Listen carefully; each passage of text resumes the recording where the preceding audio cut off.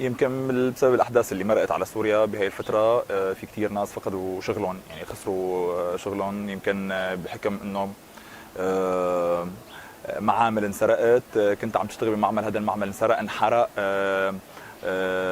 هذا المعمل او مثلا هذا المكان فلس، او بحكم الحصار الاقتصادي، ارتفاع اسعار الدولار او الى اخره. يمكن هذا كان سبب، هي الاسباب هي اللي خلت انه نسبه البطاله تزيد بسوريا.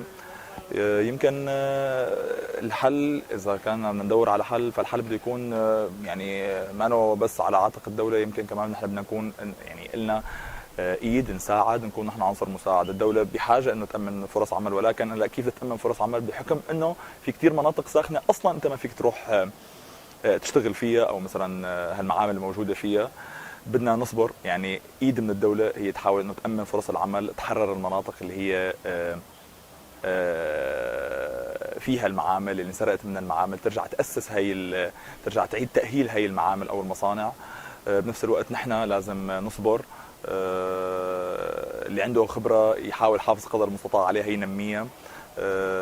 نحاول قدر المستطاع تكون ثقتنا عاليه بالدوله اللي هي قادره تماما انه ترجع تامن لنا فرص وتزيد او تنتج فرص عمل جديده. يعني بتخيل يمكن هذا هو الحل اللي يمكن هلا هي الفتره يكون لبين ما يعني انتهاء الازمه. بتخيل انه الامور رح تكون افضل بكثير بعد انتهاء الازمه، يعني اعاده اعمار، فرص عمل جديده، طريقه تكوين جديده لمجتمع سوري جديد، لدوله سوريه جديده يعني.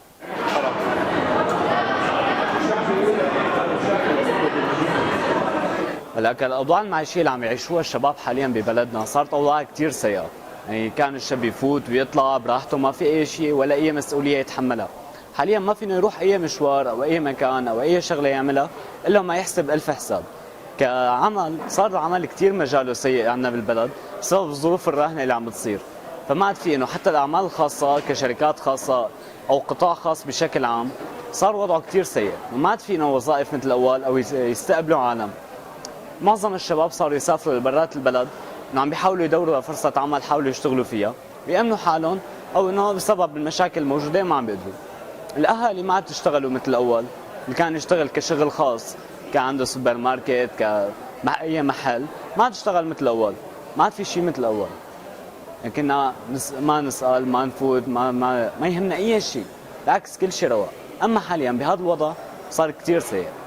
كثير من الاهالي فقدوا اعمالهم كقطاع على الدوله، انه بسبب انه مواصلاتهم ما فيهم يوصلوا بالوقت المناسب، اوضاع بالمشاكل، مشاكل المنطقه اللي هو فيها. فصعب كثير انه ترجع حتى امورنا مثل ما كانت اول قبل وقت طويل جدا.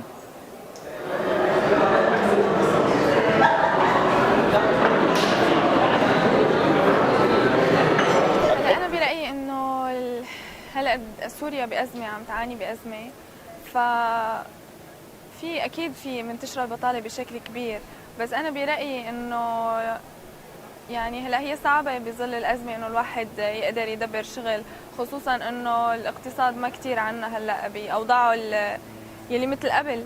بس برايي انه المسؤولين عن الاقتصاد، المسؤولين عن مثلا صاحبين الشركات، صاحبين البنوك، يفتحوا فرص لهالشباب اللي قاعده بدون شغل، اللي معها شهادات. يعني في كثير عالم عم تتخرج ما عم يلاقوا حتى فرصه عمل. حتى هلا اللي بيكون مثلا ببنك او شركه عم يشتغل ما بتحس انه صار حتى قعدته بالبنك على كفافريت مثل ما بيقولوا، يعني عم يفنشوا كثير عالم. بليش؟ لا، اتركوهم، يعني يحاولوا هدول الاصحاب مثل ما بيقولوا اللي عندهم النفوذ يجمعوا هالطاقات الشباب. حرام. سوريا هو مجتمع فتي، 60% منه من الشباب. ومن قبل الاوضاع كان في عندنا مشكله بس كانت بسيطه بموضوع البطاله، يعني كان صعب الواحد الشاب اللي خريج او الدارس او اللي مو دارس انه يلاقي فرصه عمل. بس اليوم بظل الاوضاع وبسبب المشاكل اللي عم تصير للمصانع او بما يتعلق بجميع النواحي من سوق العمل، صارت الفرص انه الواحد يلاقي فرصه عمل يشتغلها، فرصه تدريب كثير ضعيفه. طبعا انه يكون في حل هيك بومضه بحل فجائي، اكيد هذا الشيء مستحيل. هيك اليوم كل شاب هو لازم يشتغل على حاله بمجال معين. اليوم اكثر شيء مهم هو رياده الاعمال، يعني كل شاب اليوم لازم يحاول يطلع بفكره مشروع صغير يحاول ينفذها. اكيد صعب من الشخص يلاقي تمويل لهذا المشروع، بس لازم يدور مره ومرتين وثلاثه، لانه اكيد النجاح ما بصير بخطوه واحده.